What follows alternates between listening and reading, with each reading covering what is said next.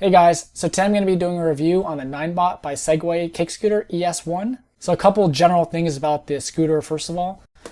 Unfolded, it's 40 inches by 17 inches by 45 inches.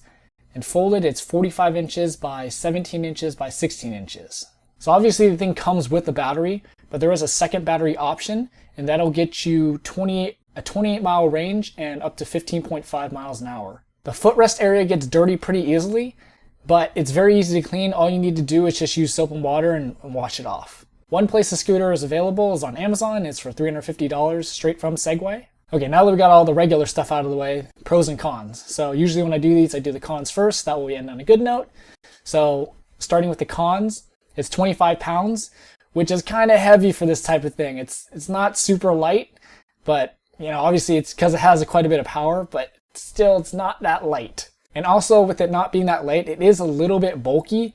If you have it like folded and you're carrying it around, it's kind of big. It's not the smallest thing. Charging time is a bit slow. I've been charging it for the last 20 minutes and it's only gone up 10%. That's about it for the cons. And there are a ton of pros for this thing, so let's go through them. First, it can go fast. On just the first battery, it can go up to 13 miles an hour in sport mode. It has a pretty good range just on the first battery. It's 15.5 miles, but that also depends how hard you drive it.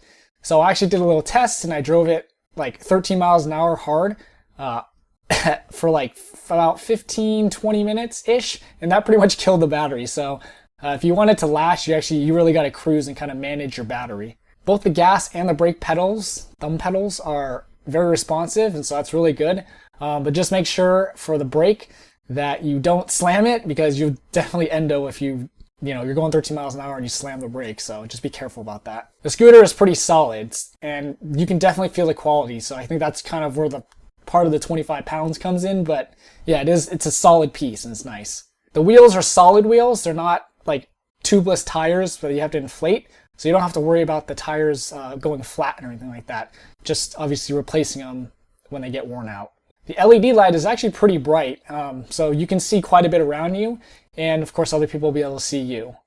The thing also has a couple of reflectors as well, so if you're driving around at night, people will be able to see you. The LED screen is very simple, and I really like that because it just tells you what you need to know and doesn't have things all over the place, so simple. Simple is good. The LED screen tells you your speed, how much battery you have left, if you have Bluetooth on, more on that in a bit, and if you're in sport mode or what mode you're in.